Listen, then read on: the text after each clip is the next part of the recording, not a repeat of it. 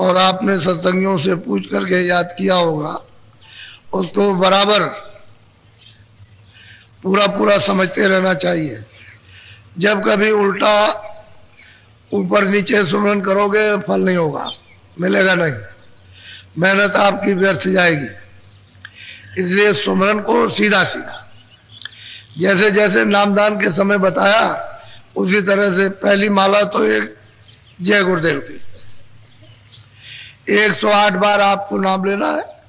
अपना मतलब अपनी आंखें बंद करके और मुंह बंद रखना, बाहर कोई आवाज नहीं निकलना, अंदर ही अंदर 108 बार नाम लेना जय गुरुदेव।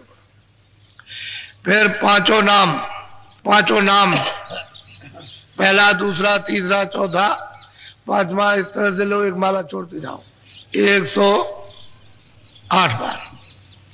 फिर हर एक नाम की अलग अलग माला, पहले नाम की एक माला, दूसरे नाम की दूसरी माला, तीसरे नाम की तीसरी, चौथे नाम की चौथी माला और पांचवें नाम की पांचवी। जब ये पूरा हो जाए तो अंत में जब बंद करने लगो तो जय गुरुदेव एक माला। कुल 8 माला होती है। 24 घंटे में एक बार सुमरन हो जाना चाहिए। लेकिन जब सुमरन करो तो विधि विधान के साथ जैसा बताया वैसा ही, ये नहीं कि थोड़ा लेते रहे छोड़ दिया। कोई घर में काम आ गया तो बीच में माला बंद कर दी और चल दिए उठ करके, ऐसा नहीं। सुमरन पूरा कर लो। क्या देर लगती, 10 ही मिनट तो लगेंगे, तो सुमरन पूरा नहीं होता, खंडित कर देते हो। ऐसे ही जब आदत बन जाती है तो हमेशा खंडित होता रहता है, और फिर उसका जब फल नहीं प्राप्त होता तो आप कहते हो साधन नहीं बनता, भजन नहीं बनता, ध्यान नहीं होता है। तो होगा कैसे? जब आप विधि विधान से नहीं करोगे तो नहीं होगा।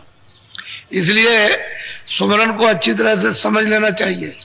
फिर भजन करने की विधि बराबर समझते रहो कि भाई हम किस तरह से बैठे, लेट के भी कर सकते हैं तो बैठ के कैसे करेंगे, किस तरह से करेंगे, तो वो सब लोग आपको बता देंगे। तो हर तरह की जिसमें सुगमता हो, सुविधा मिले, उसी आसन से बैठ के भजन कर लो। ध्यान के लिए बराबर पूछते रहो। जब तक आपका ध्यान न बने, हम गलती तो नहीं कर रहे ध्यान करने में, कैसे ध्यान करना चाहिए तो वो बताते रहेंगे लोग, जो आसपास में पुराने होंगे बताएंगे, उसी अनुसार से आप करते रहो। फिर जब सत्संग में आओ तो सत्संग में समझ लो, क्योंकि नामदान तो हमेशा होता है, उसमें बैठ करके दोबारा फिर से, यानी फिर आप उसको याद कर लो कि हम गलती तो नहीं कर रहे हैं। तो आप बराबर इसको फेरते रहो। जिधर सत्संग हो नामदान वहां होता है, कहीं भी किसी जगह भी वहां पहुंच गए, उसको अच्छी तरह समझ लिया, फिर उसको मतलब पूछ लिया, ताकि मतलब यह है कि आप ठीक करते हो कि नहीं करते हो। मन मोटा ना होने पाए कि ये समझे कि भाई हम बहुत पुराने सत्संगी, लोग कहेंगे अभी तक तुमने कुछ नहीं किया, तो तुमको सया हरम इसके पूछने में कोई सहरम, बार बार पूछते रहो कि हम गलती तो नहीं कर रहे, भूल भरम तो नहीं है, उल्टा सीधा तो नहीं कर रहे, ऊपर का नाम नीचे, नीचे का ऊपर। इस तरह से पूछते रहोगे तो हमेशा सचेत रहोगे, तब आपको हर चीज का फल मिलेगा। तो सुमरन भी बनेगा, ध्यान भी बनेगा, भजन भी बनेगा। उल्टा सीधा करोगे तो गड़बड़ रहेगा। अच्छा, अब आए हो अब सत्संग के लिए, तो आपको बताया कि 7 बजे यहां आ जाओ, तो मैं 20 मिनट थोड़ा भजन कराऊं, 20-25 मिनट, फिर बाद में सत्संग, फिर बाद में जो नए लोग आ जाए फिर उसके बाद फिर बैठाऊंगा, क्योंकि ये तो काम जरूरी है। ये काम घर के कामों से बहुत महत्वपूर्ण, दुनिया के काम से सबसे बड़ा काम है, इससे बड़ा दूसरा कोई काम नहीं, और ये जरूरी है। तो उसको तो आपने पीछे कर दिया, जो अपने काम नहीं उसमें लगे पड़े हुए, और उससे कुछ मिलने जुलने वाला नहीं है, सिवाय परेशानी के, सिवाय तकलीफ के कुछ नहीं।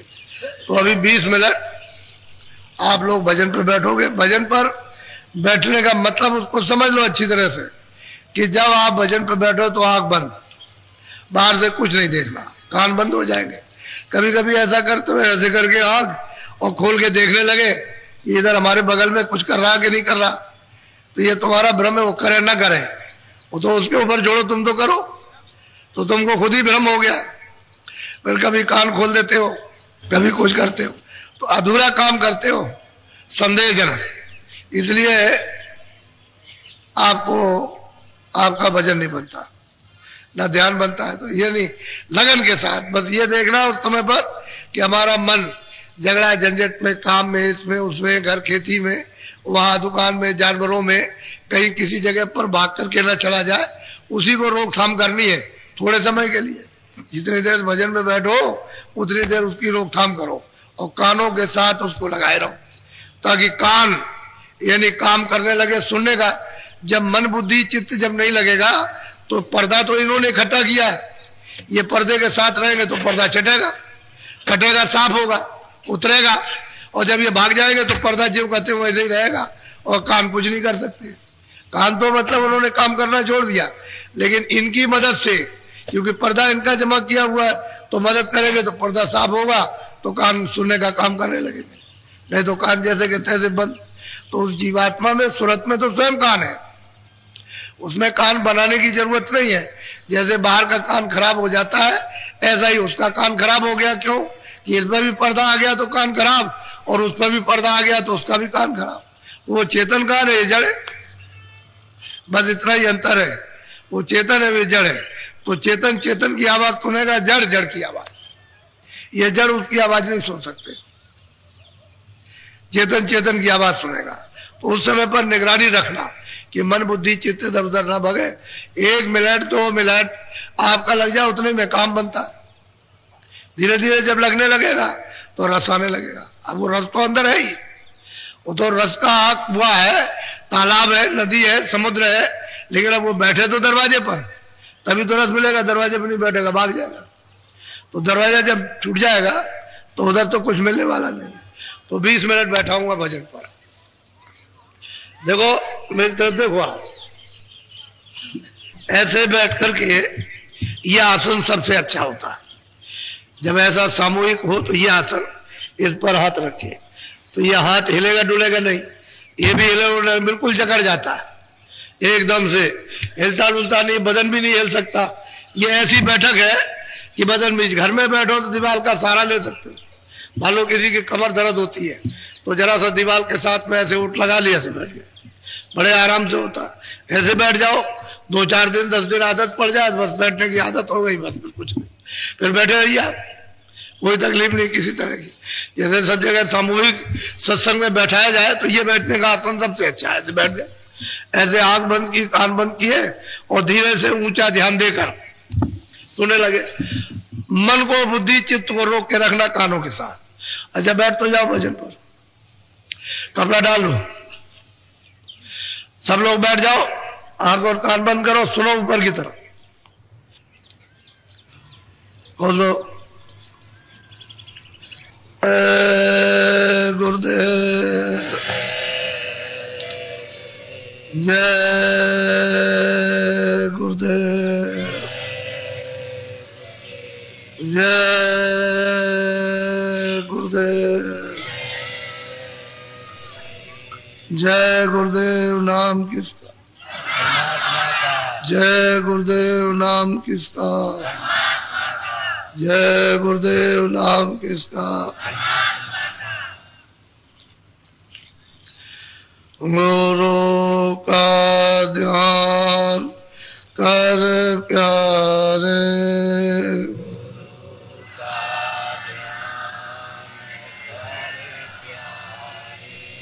बिना इसके नहीं छूटना,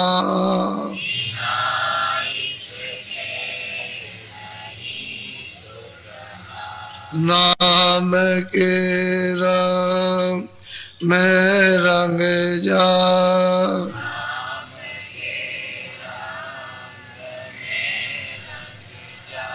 मिले तो धाम निज अपना,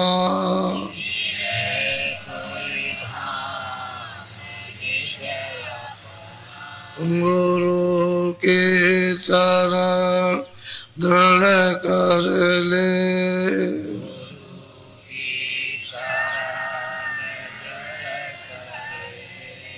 बिना इसका नहीं सरना,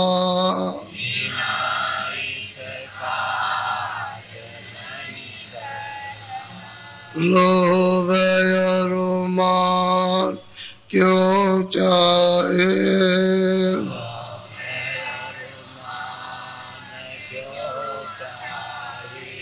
पड़ेगा फिर तुझे देना,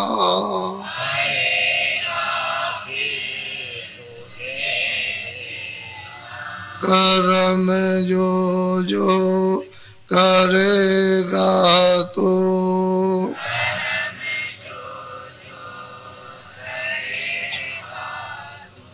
वही फिर भोग ना भरना,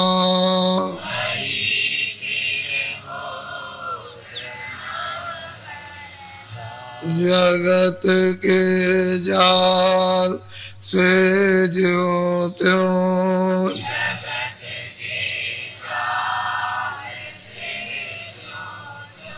हटो मर्दान गी करना,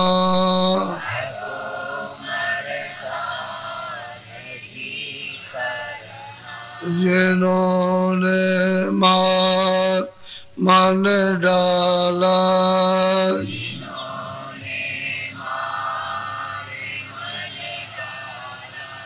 उन्हीं को सूरमा करना,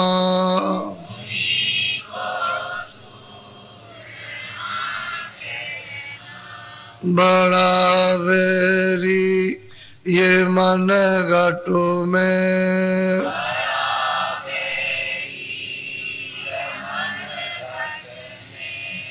इसी का जीत ना कटना,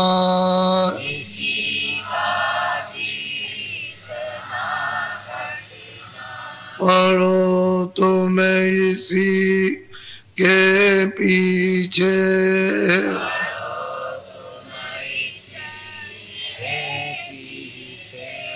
और सब जतन तजना,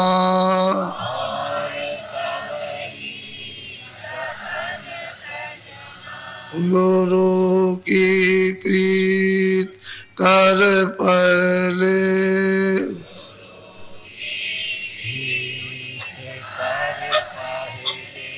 गौर घट सब को सुनना,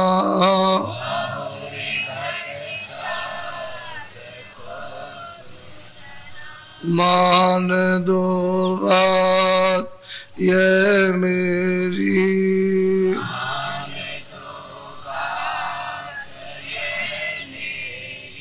करे मत और कुछ जतना,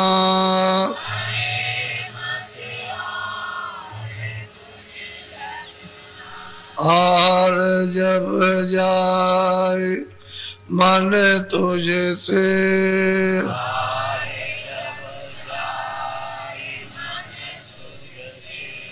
चढ़ा दे सूर को गगना,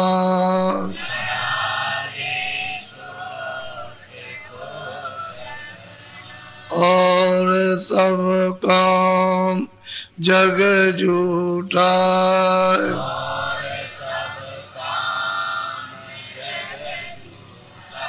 त्याग दे इसी को गहना,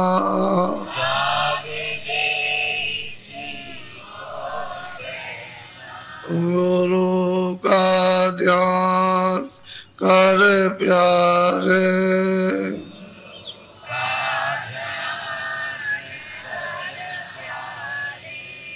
बिना इसके नहीं छूटना,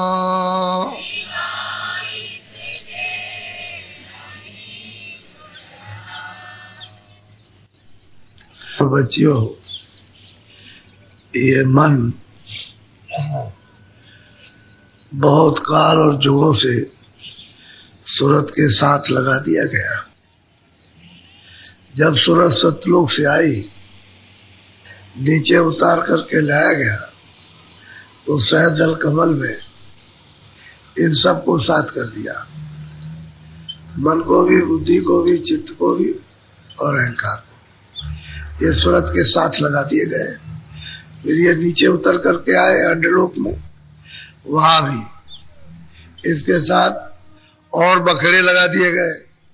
10 इंद्रिया, रजोगुण, तमोगुण, सतोगुण, ये और उनके साथ कर दिए। जब यहाँ आ गए तो ये 5 तत्वों का खोल, जल, पृथ्वी, अग्नि, वायु, आकाश का बना हुआ ये मसाले का ढांचा इसको लगा दिया। अब इतने दूर दराज जा करके और इसके जाल में फंस गए। मन जो हो गया इंद्रियों का रस्सिया हो गया। किसी ने रोकथाम पर की नहीं। कोई रोकते होते, इनको मना करते होते तो कभी कभी रुकता। तो ये मन हमेशा आजाद रहा, जो चाह सो किया। अब इसको वापस जाने में मरना है तो कहता है मैं मरूंगा नहीं, अब मुझसे वापस नहीं जाया जाता। मैं कैसे जाऊं, इनको कैसे छोड़ूं? मेरी आदत पड़ी हुई है इन बाहर के विषय विकारों में, भोगों में, तो ये छोड़ता नहीं है। और बगैर मदद मिले हुए मन इन विकारों को छोड़ नहीं पाएगा। इसीलिए महात्माओं की जरूरत पड़ती है कि वहां चलेंगे, फरियाद करेंगे, प्रार्थना करेंगे, अर्जी करेंगे, कमजोरियों को बताएंगे कि हमसे भजन नहीं होता, ध्यान नहीं होता, हमारा मन नहीं लगता है, बुद्धि नहीं लगती है, चित्त नहीं लगती है। तो वो समर्थ है, उनकी दया दृष्टि हो जाएगी तो मन को रोकेंगे, बुद्धि को थोड़ा जगा देंगे, चित्त को रोकेंगे और लगाएंगे थोड़ा सा। तो मदद मांगने के लिए तो चाहिए किसी का सहारा। और बिना सहारे के कुछ करोगे तो कुछ पता नहीं चलता। तो रामायण पढ़ते रहो, गीता पढ़ते रहो, भागवत करते रहो, पूजा करते रहो, एक पैर से खड़े रहो, व्रत करते रहो, बिना आधार के जब करते रहोगे तो मदद नहीं मिलेगी। जब चाहेगा जब ही छलांग मार जाएगा और भाग जाएगा। तो असल में मन कितने युगों से यहाँ आया हुआ और बड़े बड़े इसके लिए साधन किए गए, लेकिन रुका नहीं। ऋषियों का भाग गया, मुनियों का भाग गया, तपस्वियों का भाग गया, ज्ञानियों का भाग गया और लग गया विकारों में। ये तो बिना महापुरुषों के ये बस में नहीं आता। और जब वो भेद देते हैं तो नाम की चोट पड़े, शब्द की जब चोट पड़ती है तो चुप हो जाता, क्योंकि शब्द की चोट को बर्दाश्त नहीं कर सकता तो चुप हो जाता है। फिर उसमें चोट भी पड़ती है, रस भी आता। जब चोट पड़ेगी और रस आएगा तो उसे मीठा लगता है तो ताकतवर हो जाता है, तब ये भोगों को छोड़ता है। बिना नाम की, शब्द की कमाई के मन बस में कभी आ ही नहीं सकता, क्योंकि और साधन तो सब छुट्टा है। यही बस में करने का साधन है, क्योंकि इसका आधार है नाम का आधार, शब्द का आधार, आवाज का, बाजों का आधार। जब आधार से जब चलेंगे तब तो बस में हो जाएगा और उसमें मिठास है, ठंडक है, आनंद है। और बिना आधार के बगेंगे तो कितना करते रहो, जब चाहेंगे जब ही निकल जाएगा। इसलिए लोगों का मन नहीं रुकता। तो मन बड़ा फोरेबी है, जाली, धोखेबाज, बेईमान, वादा खिलाफी करेगा, भाग जाएगा, लगेगा नहीं, सब काम करेगा। तो ये फरियाद करते रहते हैं गुरु के पास जा करके कि हम नहीं लगता है, ये भागता है, बड़ा परेशान किए हुए, ये को दया कर दीजिए, कुछ कृपा कर दीजिए। तो फिर धीरे धीरे धीरे धीरे वो सत्संग का मोया बचनों का लगा करके इसको जब सुनाते हैं तो फिर धीरे से मतलब महीन होता है। ये मोटापन इसका जाएगा तो मन महीन कर लीजिए, कहते हैं इसको महीन को शब्द सुना सुना कर इसको महीन कर लो, तब शब्द में लगेगा, क्योंकि शब्द उससे भी ज्यादा महीन है, उससे भी ज्यादा बारीक है। तो वैसे शब्द की चोट सहन नहीं कर सकता और उसके मतलब ये कि सुन नहीं सकता। तो मन को थोड़ा बहुत बाहर से महीन किया जाता है, इसको घिसा जाता है, जैसे चटनी बनाई जाती है ऐसे ही। जब ये घिस जाता है तो फिर लग जाता है, तो समय लगता है। कृपा हो जाए गुरु की तब तो देर नहीं लगे, लेकिन धीरे धीरे वो जबरदस्ती नहीं करते, नहीं मेरे को मार पीट करके सब करके मतलब शक्ति करके उसको ठीक कर दे, लेकिन वो फिर दयाल अंग नहीं रहता, उसमें काल अंग रहता है। और काल अंग में रहकर दयाल में नहीं जा सकते वहां। तो इसलिए महापुरुषों के पास दयाली अंग रहते हैं, दया ही करते रहते, धीरे धीरे धीरे धीरे धीरे धीरे दया कर देते, कृपा हो जाती है तभी लगने लगता। नहीं आपको क्या मालूम था भजन किसको कहते? वहां प्रयागराज में जब लोग बैठ के करने लगे तो कहने लगे कि भाई हमने तो ऐसा कभी देखा नहीं था कि ऐसे भजन किया जाता। तो गाना गुना गाना ये कोई भजन है? भजन तो एकांत में होता, भजन कहते हैं देववाणी सुनना, आकाशवाणी सुनना, ध्यान करना, आँख खोलना तो देखना उसको, उसको तो एकांती में किया जाता। पहले लोग एकांती में करते थे, अब ये चलते चलते ये सब मैदान में आ गए। शोर सपाटे में एक दूसरे की कोई बात सुन सकता, कोई किसी की नहीं सुनता। भजन और ध्यान तो एकांती में होता, हमेशा होता है, हमेशा होता रहेगा, उस शोरगुल में कभी नहीं हो सकता।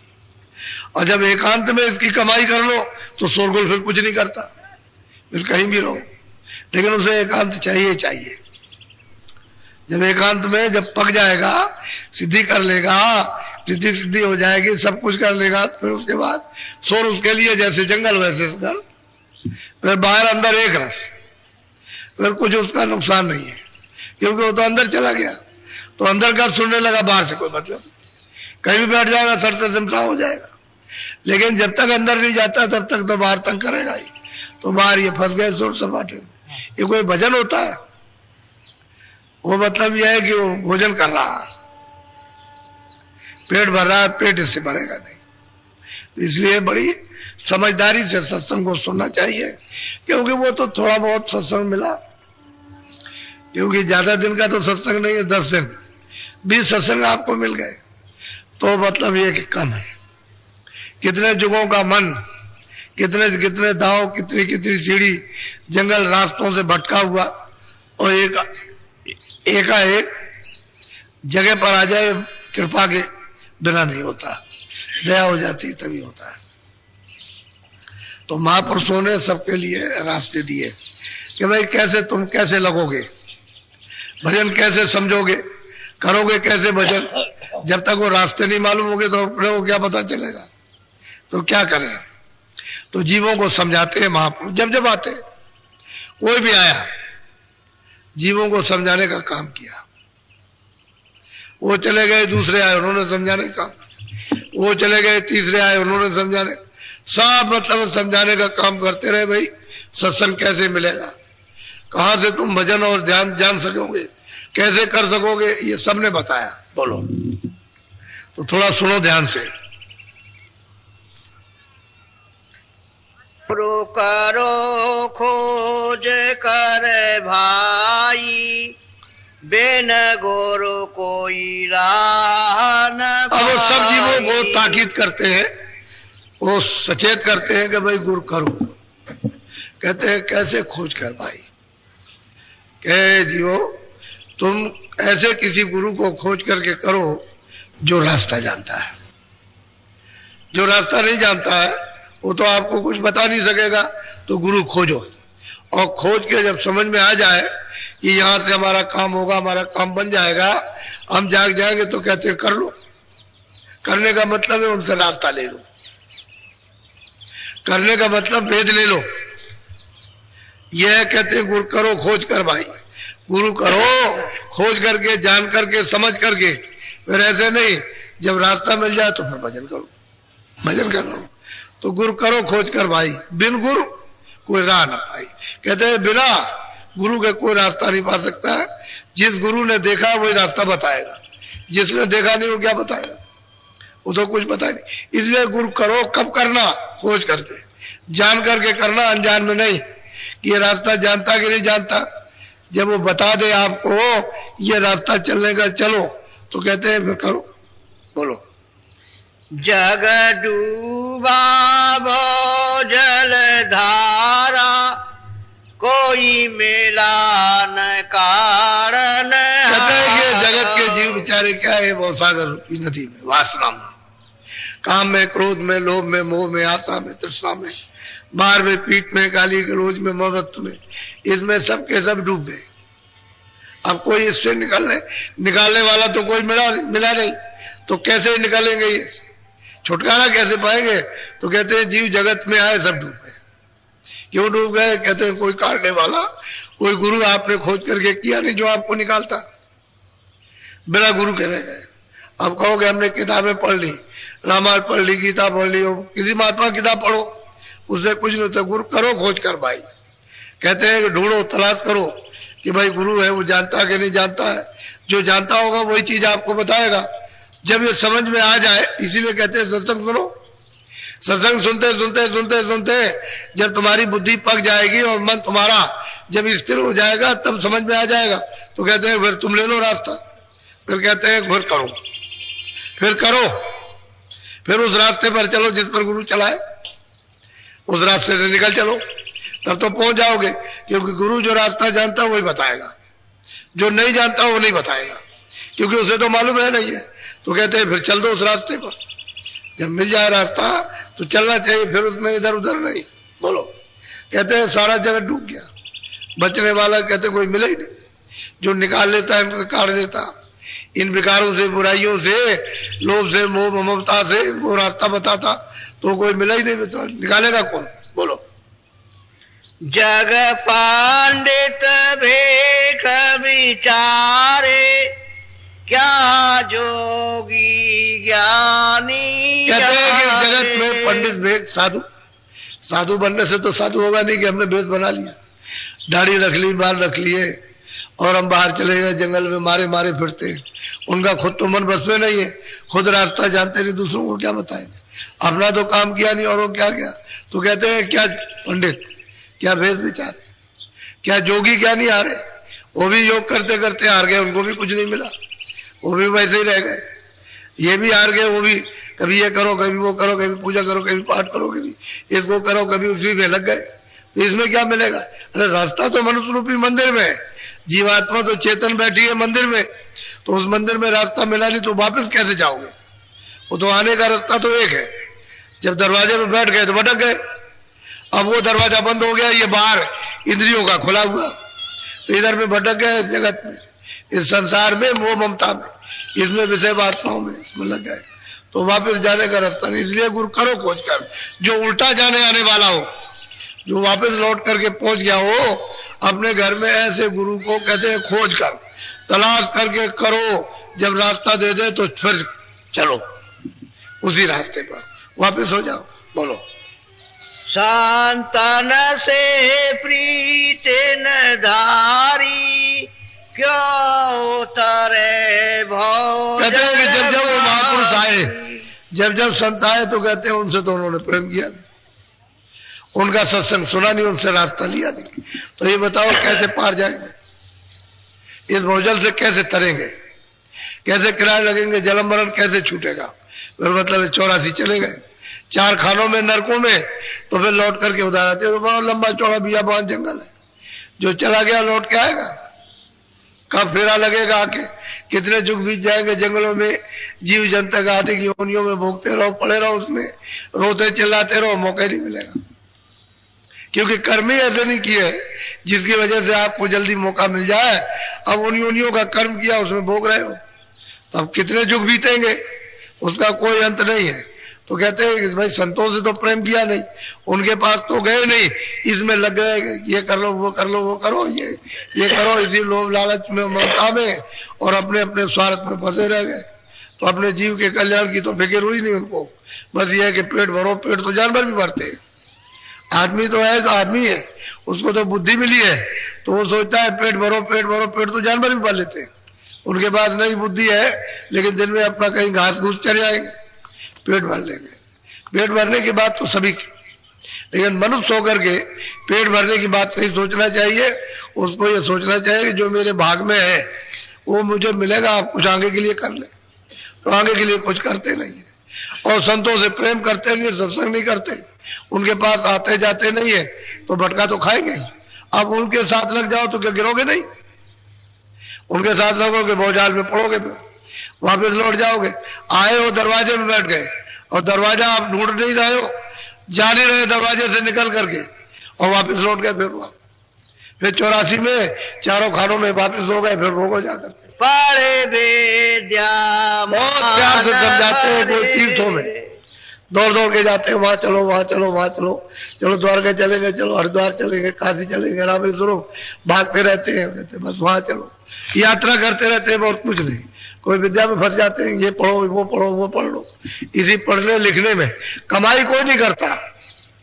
जिसको आत्मज्ञान हो, जिसको ईश्वरी ज्ञान मिले, जो यहाँ से छुटकारा पाए, कुछ नहीं, इधर भाग करके उधर गए, तब तक बुढ़ापा आ गया, बस खत्म हो गया। क्या देर लगती है? समय जाते क्या देर लगती है? बस निकल गए।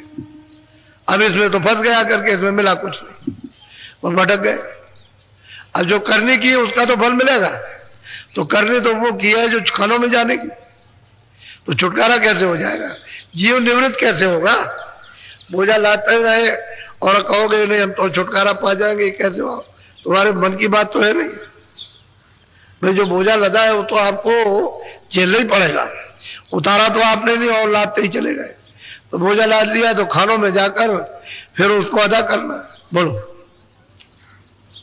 भक्ति रस ने कन पाया, भक्तों की शरण कहते हैं कि भक्ति रस तो वहां मिलने जुलने वाला है नहीं, क्योंकि भक्ति रस तो वहां मिलेगा जहां संत होंगे, जिन्होंने मालिक को प्राप्त किया, वहां से रस मिलता है, वहां से ज्ञान मिलता है, वहां से शक्ति मिलती है, आनंद मिलता है, अमृत मिलता है, सब कुछ मिलेगा वहां से। तो कहते हैं कि भाई भक्तों की शरण में तो आया नहीं, ना उनका सत्संग किया, ना उनके वचन सुने, जो उन्होंने बताया वो भी उसने नहीं किया, तो फिर कैसे मिल जाएगा उसको। क्योंकि ये तो देश जो है, सही बात तो यह है कि बिना महात्माओं के इस जीव का छुटकारा हो ही नहीं सकता। इसलिए तो उन्होंने कहा कि भाई कोई कोई महात्मा को ढूंढते हैं, किसी किसी को मिलते हैं, कोई कोई करता है और कोई कोई घर वापस लौटता है, नहीं सब भटका खा रहे सब। बोलो। भक्ति का भेद न जाना, गुरु को सतपुरुष न माना। अब कहते हैं कि भक्ति भक्ति कहते किसको है, उसको तो पता नहीं। जो कृष्ण ने आदेश दिया या राम ने जो आदेश दिया और उसको बजा लिया, उसका नाम तो भक्ति है। तो भक्ति तो जिनको देखा नहीं कैसे भक्ति होगी। राम को देखा नहीं, कृष्ण को देखा नहीं, किसी महात्मा को देखा नहीं, भक्ति किसकी करोगे आप, किसका पालन करोगे जिसको देखा ही नहीं आप। और कहते हैं महात्माओं के पास गया नहीं, जो ये समझता है कि भक्ति क्या है, आदेश क्या है, साधन क्या है, भजन क्या है, ध्यान क्या है, तो कहते हैं वहां भी नहीं गया, तो क्या मिलेगा उसको, कैसे समझ में उसकी आएगा। वो तो जो समझता है कि हमने रामायण पढ़ ली, गीता पढ़ ली, भागवत पढ़ ली, हम तीर्थों में हुआ है, चलो यही भक्ति है हमारी। अब इसको भक्ति कोई अगर कह दिया जाए कि खराब काम क्यों करते हो, तो कहेगा हम नहीं मानते इसको। तो भक्ति किस बात की है, किसकी भक्ति कर रहे हो। अरे भक्ति तो उसी को कहते हैं जिसके आदेश का पालन हो। आदेश का पालन नहीं तो भक्ति किस बात की। पति तो उसी को कहते हैं पत्नी की बात माने, पत्नी उसको कहते हैं जो पति की बात माने। अब भाई शिष्य तो वही है, मुरीद तो वही है जो मुर्शिद की बात को माने, गुरु की बात को मान ले। नहीं भक्ति किस बात की। तो कहते हैं भक्तों की शरण में तो गया नहीं, ना भक्ति का भेद सुना, और कहते हैं भक्ति भक्ति भक्ति भक्ति भक्ति। कोई रामायण गीता पढ़ने का नाम भक्ति नहीं है, उसमें जो लिखा है उसका पालन करो, तो वो तो एक भी नहीं कोई करता। बोलो। गुरु सबको पार लगावे, जो जो उन चरण कहते हैं कि जब वो वहां से आते हैं सतलोक से, सतपुरुष, वो तो आता नहीं, वो तो मालिक तो वही रहेगा, वो तो न कभी आया न कभी आएगा। तो जो उस बोध में जो सूरत आती है वही संत कहलाती है। कहते हैं उनको तो जाने ही नहीं उसको कि ये कहाँ के रहने वाले हैं, कहाँ से आए, क्या करेंगे, और जब तक कि वो मिलेंगे नहीं तब तक इसका छुटकारा हो नहीं सकता। ये उससे अलग हो गया, उस धारी से अलग हो गया, उस नाम से अलग हो गया, तो उसके साथ जुड़ेगा कैसे जब तक वो जोड़ने वाले ना मिले। वो तो एक धार फेंक रही है, उसको अपने से अलग कर दिया। अब दूसरी धार अगर मिल जाए जोड़ने वाली, तो दोनों का तार तो एक साथ ही है, लेकिन अब कोई भेद जानने वाला मिले तो इसको जुड़ा के उससे जोड़ दे, तब तो वापस हो जाएगा। अब एक फेंक रही, उस धार पर बैठा हुआ, वो बराबर फेंकती चली जा रही, और ले जाकर के उसने खानों तक पहुंचा दिया। अब वापस जाने की धार उसके पास है नहीं, तो बिना भेद के, बिना महापुरुषों के जीव कैसे उतरेगा, वापस कैसे लौट करके घर में जाएगा। ये तो परदेश है, पूरा का पूरा परदेश है। स्वर्ग भी परदेश है, ब्रह्मांड भी परदेश है, ये भी परदेश है, सब परदेश है। थोड़े थोड़े दिन का है कि तुम इतने दिन यहाँ रहो, इतने दिन यहाँ रहो, इतने दिन वहां रहो, तो उसके बाद चलो वापस लौटो। तो जहां का वही लौटा के ले आएगा, बस यही ले आएगा चार खानों में, बस इसी जगह डालेगा आकर के। वापस ले नहीं जा सकता। बिना महापुरुषों के कोई वापस नहीं ले जा सकता। बोलो। गुरु से तू बेमुख फिरता, मन के नित सन्मुख कहते हैं मन से तू भोग बांटना इत्यादि में फंसा हुआ और गुरु से बेमुख है। गुरु कहता है कि भाई तुम चलो वापस घर में लौटो, चलो बैठो अपने घाट पर बैठ करके भजन करो, सूरत को शब्द के साथ जोड़ के चलो ले चलो। तुम घाट पर बैठ तो जाओ तो हम खिंचाई करें। अब ऐसे कि इंद्रियों के घाट पर अगर खींच ले तो अभी कल ही घबरा जाता है।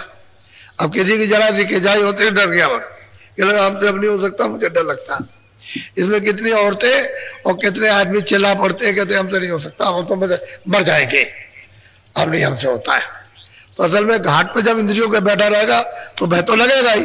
तो कहते हैं सूरत के घाट पर आओ, दोनों आंखों के सामने आओ, यहाँ बैठक बना लो तो गुरु यहाँ फिर खिंचाई शुरू करे, तो घाट बदलेगा नहीं। इंद्रियों के भोग विकारों में फंसा रहेगा और जब विकारों से खींचेगा तो कहेगा हमारा ये सब जा रहा, अब तो हम चले जाएंगे यहाँ से, सब कुछ छीन गया, रोएगा चिल्लाएगा, फिर लौट के उसी में बसता। तो मन के सन्मुख रहता है, जो गुरु आदेश देते हैं उसका पालन नहीं करता, उसको नहीं समझता है कि गुरु किस काम के लिए आते हैं। इसलिए सूरत को पारी उतारने का काम है उसका, लेकिन वो तरतीब से उतारेंगे। एक दफे तो उन्होंने दे दिया, जब दूसरे को दे दिया तो अब लेने का तरीका भी तो होना चाहिए। कोई वस्तु आपको दे दी जाए, एक लड़की है आपको दे दी, एक लड़का आपको दे दिया, लेकिन अब यह है कि वहां पर बड़ी परेशानी है, तो कैसे वापस लिया जाएगा? तो ऐसे नहीं, कोई तरीका तो होगा वापस लेने। तो इस सुरतों को, इन जीवात्माओं को जब काल मांग करके ले आया, तपस्या करके प्रसन्न करके खुशी में ले आया और खुशी में दे दिया, तो वापस अब कैसे जाए, उसका तरीका? तो कहते हैं कि गुरु से प्रेम कह रहे करो तो तुमको वो ले चले, तो प्रेम उनसे करते नहीं है, उनके पास उठते बैठते नहीं है, उनको ये नहीं समझते कि हमको लेने के लिए आए, और वो समझते हैं मनुष्य आदमी है। आदमी की तो शकल में आएंगे, अगर देवता की शकल में आया था रात को भाग जाओ, नींद उड़ जाएगी कि भूत आ गया था, भूत आ गया था। तो जिस शकल में तुम उसी शकल में आएगा और तब उसी शकल में जगाएगा, तो तुमको उससे प्रीत हो जाएगी, घाट पर बैठाएगा तब देव रूप निकलेगा। वो तो देवता है ही, वो तो जब तुम्हारा देव रूप निकाल देंगे तब समझ में आएगा, नहीं ऐसे कैसे समझ में आ सकता? उनका देव रूप है तेरा मानव रूप, तेरा अज्ञानी रूप है जड़, उनका चेतन है। तो इसलिए तेरे ही रूप में आएंगे तभी जगेगा, तभी निकलेगा। कर्मों में पछता खपता नर दे। अब महापुरुष कहते हैं भाई तू कर्मों में पछता खपता है रात दिन, कभी ये कर्म किया, कभी वो कर्म किया, कभी उसको किया, कभी उसको किया, इसी में मेहनत करता अच्छी तरह से, चिल्लाता और रोता उसमें, बस इसी में समय निकल जाता तेरा। और जो भजन तेरे लिए बताया गया उसको नहीं करता, उसको कभी कभी करेगा, मिनट आधा मिनट, कभी एक सेकंड, कह दिया हमने कर लिया, मन से कह दिया हमने कर लिया, अब मन भ्रम गया, कह दिया हमने कर लिया, एक मिनट में भजन हो जाएगा, एक सेकंड में। और दिन भर इसमें लगा रहेगा कर्मों में, किससे सुख मिलेगा, आनंद मिलेगा, इससे न किसी को सुख मिला ना आनंद मिला। मिल गया होता है जब सब चिल्लाते नहीं कि हमको इतने रुपए मिल गए, हमको इतने मकान मिल गए, हमको ये मिल गया, अब हमको आनंद हो गया, अब हमने पा लिया। वो हो रहे तुमसे ज्यादा रो रहे, तो ज्यादा फंसोगे तो ज्यादा रोगे, कम फंसोगे कम रोगे। वो तो जितने ज्यादा उलझोगे तो वहां जाल है, उसी में फंस गए तो दिन भर बुद्धि उसी में लगाओ रहोगे, उसी में शरीर लगा रहेगा, उसी में इंद्रिया मन उसी में लगा रहेगा, बस वही करते रहोगे, रोते रहोगे, निकलने का कोई उपाय नहीं। तो कहते हैं भाई क्या करो, महात्मा नहीं मिलेंगे। बोलो। अब चेतो समझो भाई, करे प्रीत गुरु संग कहते अब चेतो, अब जाग जाओ। कहते हैं भाई प्रेमियों अब जगो चेतो, क्योंकि महापुरुष आते हैं जीवों को वापस करने के लिए, घर में पहुंचाने के लिए। तो अब तुम्हारा काम है कि प्रीत करो, प्रेम करो,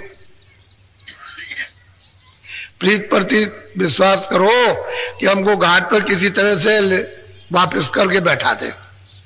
और घाट पे जब बैठ जाओगे तब तो फिर सूरत अपना काम शुरू कर देगी। जब तक सूरत का घाट नहीं बदलता उसको अपना घाट निजी नहीं मिलता है, तब तक ये भटकती रहेगी, तब तक इसमें कोई ताकत नहीं। और घाट पर उलट करके बैठी कि इसमें ताकत आने लगी, फिर मन कुछ नहीं कर पाएगा, न कुछ बुद्धि कर पाएगी न चित्त, जब तक की देर है। और महात्मा कहते हैं भाई तब तक तुम प्रेम कर लो, जो हम कहें उसको करो, उतना ही काम करो जितनी जरूरत है, ज्यादा मत करो। तो जितना प्रेम करते जाओगे उतने उलट जाओगे। उनसे प्रेम तो है नहीं, उनकी बात सुनते नहीं, उनकी बात मानते नहीं, उनको कुछ समझते नहीं, और जगत को सब कुछ समझते हो, यही हमारे सब कुछ है। अच्छे हैं, बच्चे हैं, कच्चे हैं, रिश्तेदार ये है वो है, धन है, दौलत है, यही सब कुछ है जो कुछ है, बाकी और कुछ नहीं। इसी में सब कुछ समझते हो, उसको थोड़ी समझते हो कि उसके बाद सब कुछ है। तो कैसे आपने प्रेम किया? तो कहते हैं थोड़ा बहुत प्रेम कर लो। बोलो। काहे करे अब सते गुरु गाई, करनी करे मेले बड़ा। कहते हैं भाई महापुरुष जब जब आते हैं तो यही कहते हैं, करनी करो, बड़ाई तुमको तभी मिलेगी जब जीवात्मा जगेगी। बड़ा स्थान जब भी मिलेगा, ज्ञान जब भी मिलेगा, चेतना जब भी आएगी, पार जब भी उतरोगे जब करनी करोगे। करनी करो, मार मन डालो इंद्रिय रोग द्वारा, करनी थोड़ा करो, मन को थोड़ा सा विषयों की तरफ से रोको, थोड़ा थोड़ा रोकोगे और करनी करोगे तो ढीला हो जाएगा, नहीं तो उसमें जकड़ा हुआ विषय विकारों में। थोड़ा ढीला तो मन को करना ही चाहिए, जब ढीला आदत उसकी बदल जाएगी, करने में जब लग जाएगी उसकी आदत और इन भोगों से छूट जाएगी तो जल्दी काम बन जाएगा, नहीं तो उसी में दिन और रात लगे पड़े होंगे और मिलने जुलने वाला कुछ नहीं है। वो सब क्षणिक है, ठंडक क्षणिक ठंडक है, आनंद तो है ही नहीं।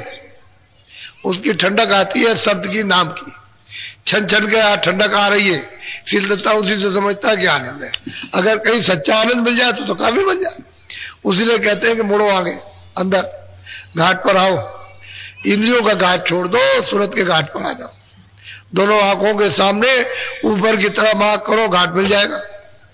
तो हम लोग उधर बैठते ही नहीं, और थोड़ा एक आध मिनट कभी ऐसा किया और बस फट से किसी ने कुछ कह दिया, कहीं कोई आ गया तो आंख खोल दी और खोल करके उठ के चल दिए, काम करने पूरा दिन निकल गया।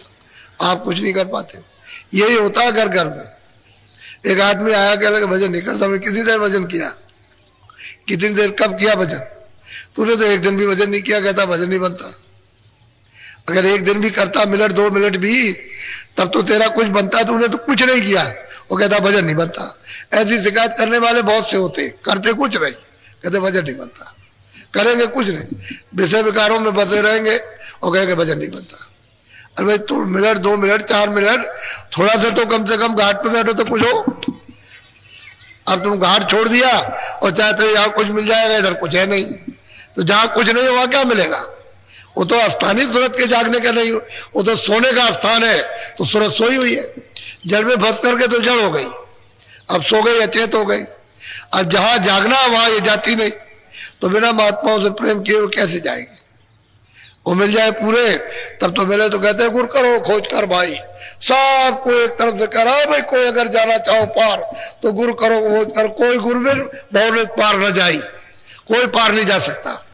और रामायण में भी यही लिखा है, व्यास ने भी यही कहा, वशिष्ठ ने भी यही कहा, बगैर गुरु के पार नहीं उतर सकता कोई भी। सब लोगों ने कहा, लेकिन कहते हुए भी नहीं ढूंढते हो, तलाश नहीं करते हो, उसी में उलझ जाते हो कि ये करना है, ये करना है, ये करना है। इस संसार के जड़ काम, तो जड़ में आपका जन्म होगा। जहां आशा था बासा, जड़ की आशा जड़ में बासा। चेतन की आशा करोगे तो चेतन में बासा मिलेगा। तो चेतन की आशा तो जो चेतन जानने वाला हो वो मिलेगा और बताएगा कि भाई तुम घाट बदल के चेतन में चलो, तब तो चेतन में बासा हो। अब जड़ की चीज है, जड़ में फंस गए, मिला कुछ नहीं। जब अभी नहीं मिला तो बाद में क्या मिलेगा? इसलिए आप सबके सब सत्संग की ज्यादा, सत्संग का नशा होना चाहिए। सत्संग से सब मालूम भी हो जाएगा, सत्संग से भजन भी बनता, जागृति भी आती है, विकार भी दूर होते हैं। सत्संग से बहुत बड़ा लाभ। सत्संग सफाई करता, धो डालता, मन को भी धोएगा, चित्त को भी धोएगा, बाहर से भी धोएगा, अंदर से भी धोएगा। सूरत को भी धोता है और मतलब बाहर इंद्रियों को भी धो डालता। सत्संग नहीं मिलेगा तो सोते रह गए। ये सब जो कुछ फल है आपको सत्संग का, कि जब आप दौड़ धूप करके थोड़ा बहुत सुन लेते हो, उसी से इतनी जागृति आ गई, उतना ही समझने लगे भाई तो कुछ नहीं है, जो कुछ था वो तो हम लेकर के बैठे हुए तो हमको पता भी नहीं था। घड़ी के घर में रहे और चलते रहे बराबर, और रोज गमन करते रहे कि हम 12 कोस चले, रहा कोलू का कोलू में, और कहकार करता है कि 12 कोस रहा, घर का गरीब में बाहर तो गया नहीं, तो वही मन है इसी में लगा रहता है, ये किया वो किया, और कहा हमने तो आप कर लिया था और किया कुछ नहीं। अरे पता तो महापुरुषों के पास जाकर के मालूम होगा कि तुम करते हो कि नहीं करते हो, किया कि नहीं किया। ऐसे बगैर जानकार के कैसे पता चलेगा। अब सभी अंधे मिल जाए तो सूरज का पता कौन बताएगा, सबकी आंखें बंद हो जाए, ये कौन कहेगा ये सूरज निकला।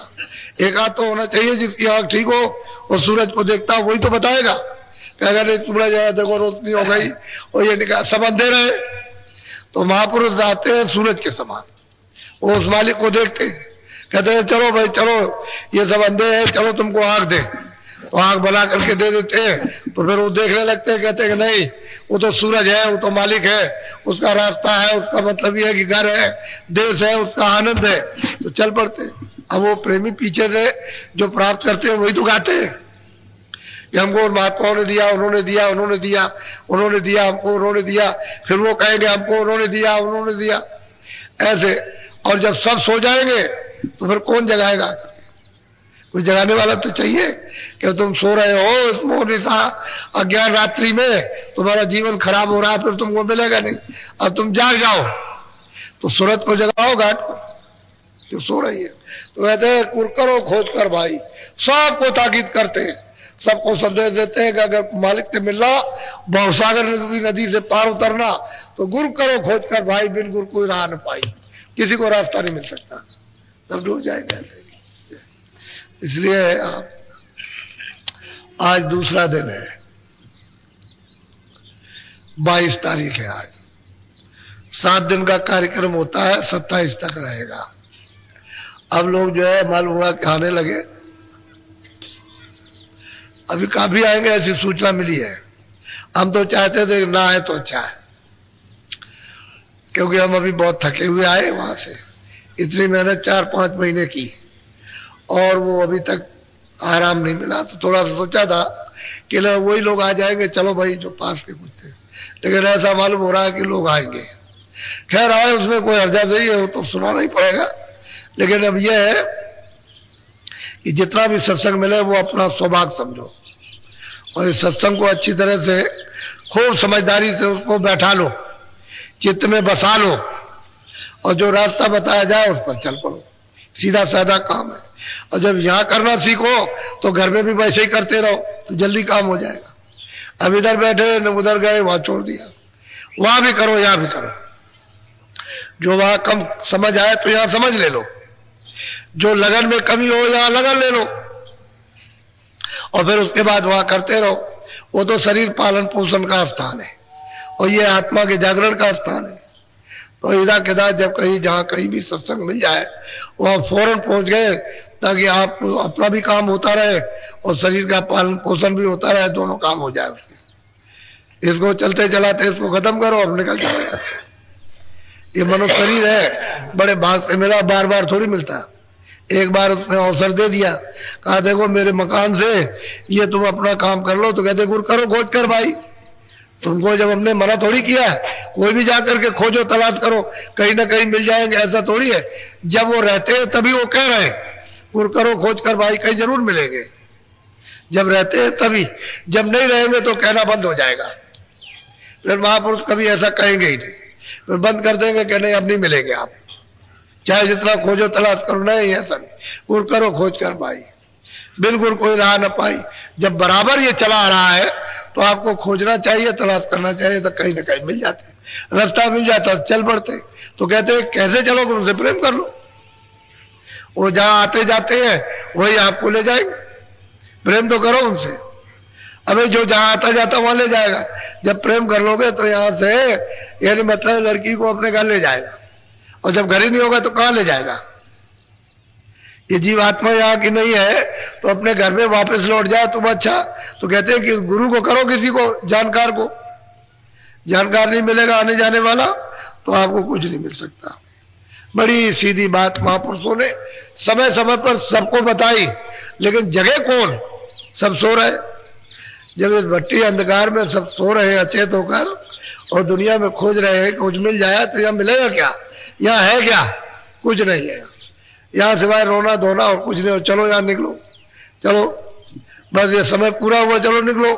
वो तुम्हारे सामने तुमको निकालता जाता, लड़के को, लड़की को, इसको, माँ को, पिता को, पति को, पत्नी को, सबको निकाल देता। एक दूसरे चिल्लाते रहते, कुछ नहीं सुनता। अरे यार कोई सुनवाई है? या तेरा कुछ हो तब तो सुनवाई हो, तेरा कुछ है ही नहीं है। वो तो कहता सब मेरा दिया हुआ है, तो तुम इस तरह से काम में लो। तो काम लेना आपने बंद कर दिया, वो फंस गए उसमें। बस जब फंस गए तो झगड़ा झंझट होने लगा, बस उसी में आप रो रहे हो और किसी का कुछ नहीं। जिसकी चीज है उसको वापस कर दो। ये तो भाई जो आपकी चीज अपनी ले लीजिए, आपने दी थी और वापस लीजिए, अब हमको इसकी जरूरत नहीं है। वो बिना महात्माओं के वापस कर नहीं सकते हो, तो कोई तो मिलना चाहिए, कोई ना कोई। सबको हवा देते, बिन गुरु गोविंद करा न कोई भी नहीं पार जा सकता है। लेकिन कौन होना चाहिए? कि जो उसको प्राप्त कर चुका। बोलो जय गुरुदेव। कुछ लोग पीछे आ गए तो 20 मिनट भजन कराऊंगा फिर। आप लोग सब के सब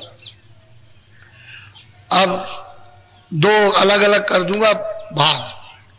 पहले तो ध्यान कराऊंगा जब आओगे और बाद में भजन कराऊंगा। तो पहले जब आए तो बैठ गए ऐसे, हिला डुल्ला बंद, ऐसे बैठ गए इस तरह से, और आंख बंद की, मुंह बंद रखा, और ये आंखें दोनों आपकी ये बंद हो जाएगी। ये बीचों बीच में तीसरी आंख है, अंदर की आंख से सामने सीधा देखने का काम करना। जैसे किसी की आंख खराब हो जाए और उसको बनवाई जाए तो वो ऐसे करके देखता है, कुछ नहीं दिखाई देता। तो वो क्या कहते हैं, जैसे हरा कोई कपड़ा वगैरह पट्टी लगाए रहना, सूरज की रोशनी ना पड़े, नहीं तो रोशनी फिर काम नहीं करेगी। तो हरा कपड़ा लगाए रहता है उसको, और मतलब ऐसा देखता रहता है। धीरे धीरे धीरे धीरे कुछ दिनों के बाद रोशनी आने लगती है तो दिखाई देने लगता। ऐसे ही अंदर में है, अंदर में भी ऐसे ही बिल्कुल अंधकार है, एकदम पर्दा पड़ा हुआ धुंधुकार। तो जब आप दृष्टि को एक जगह रोकोगे, एकाग्र करोगे और धीरे धीरे एक जगह जमाओगे, तो धीरे धीरे धीरे धीरे धीरे धीरे धीरे धीरे पर्दा साफ होगा। तो कहीं ना कहीं से रोशनी आने लगे, प्रकाश आने लगे। वही तुम्हारी अंदर की तीसरी आंख, दिमाग, ज्ञान चक्षु खुल जाता है। वही खुलता है, उसी से दिखाई देता। उसमें तो स्वयं आंख है, उसमें एक आंख है, शरीर में 2 आंखें, बस इतनी बात है। तो अब कल से पहले जब आओगे तो ध्यान कराऊंगा, बाद में भजन कराऊंगा। आज तो आपको भजनी पे बैठाऊंगा 20 मिनट। बस होशियार सचेत इस बात के हमेशा रहो कि जब आप भजन करो, काम के वक्त में तो अपना मन दौड़ाओ, जो ये काम करते हो जो भी उसमें दौड़ाए, लेकिन भजन के वक्त में यहाँ चारों तरफ से मन को, बुद्धि को, चित्त को हटाकर या जीवात्मा के कान के साथ इसको लगा करके और ऊपर की तरफ ऊंचा ध्यान दे करके, जिस तरह से आंख से दृष्टि को एकाग्र करोगे, ऐसे ही कानों से बराबर लगातार जैसे एक टक ध्यान दे करके सुनते हो वैसे ही सुनना, तभी आवाज आपको सुनाई देगी, आने लगेगी आवाज। जब आवाज सुनाई देने लगे तो उसको गौर से सुनो, धीरे से मन बुद्धि चित्त को कानों के साथ लगाए रहो, तो कान धीरे से काम करने लगेंगे सुनने के लिए, फिर वो सुनने लगेंगे। और मन बुद्धि चित्त जब ये भाग जाएंगे तो पर्दा है, सामने पड़ा हुआ पर्दा हटेगा नहीं, वो लेकर के भाग जाएंगे। पर्दा तो इनकी वजह से सामने, तो मन बुद्धि चित्त रहेगा, जिन्होंने पर्दा इकट्ठा किया वो साथ रहेगा तो कटेगा, साफ होगा। तो धीरे से कान लगेंगे, सुनाई देगा। ऊपर से जो आवाज आ रही, शब्द आ रहा, वही नाम है। कोई भी आवाज पहले हो, नाम तो सभी है, शब्द सभी है जो ऊपर से आवाज आ रही है, लेकिन फिर आपको छांटना पड़ेगा। जब बहुत तरह की आवाजें आएंगी फिर छांटना है कि भाई हमको ऊपर वाली आवाज कौन सी जो ऊपर ले जाएगी, नीचे वाली आवाज तो आपको मालूम होगी कि नीचे वाली वो तो नीचे फेंकेगी, ऊपर नहीं चढ़ाएगी। लेकिन जब ऊपर की आवाज को जब छांटोगे तो ऊपर खींचेगी, उसमें छटनी करनी पड़ेगी। पहले तो आवाजें सब प्रकट हो जाने दो, जिस तरह की भी जो आवाज आए तरह तरह की उसको आने दो, और फिर ये जो नाम दान के वक्त बताई जाती है उसको छांटना है। जब वो छांटोगे तो खिंचाव होगा, तो ऊपर का खिंचाव होगा वापस जाने का। एक तरफ तो फेंकने का है, वो फेंक रही है इधर को, वो उधर नहीं ले जाएगी, उधर फेंकती रहेगी बराबर, ऐसे ढकेलती रहती है उसी सूरत को। और वो आवाज जब पकड़ोगे तो खींचेगी, उस आवाज पर तभी पार जाओगे। जब खिंचाव वाली आवाज पर बैठोगे, वो जहाज है नौका है, तब वो पार उतारेगी, वापस ले जाएगी। तो दो तरह की आवाज है, एक नीचे वो माया की धार है जो नीचे फेंक रही है, और एक वापस ले जाने की दयाल की धार। दोनों तुम्हारे पास ही है, इसलिए कहते हैं कि घाट पर आओगे तो पता चलेगा, वैसे नहीं। तो अच्छी तरह से मन बुद्धि चित्त को कानों के साथ लगाकर ऊंचा ध्यान देके सुनना। चलो अच्छा बैठ जाओ, आंख और कान बंद करो, बैठ जाओ, कमला डालो।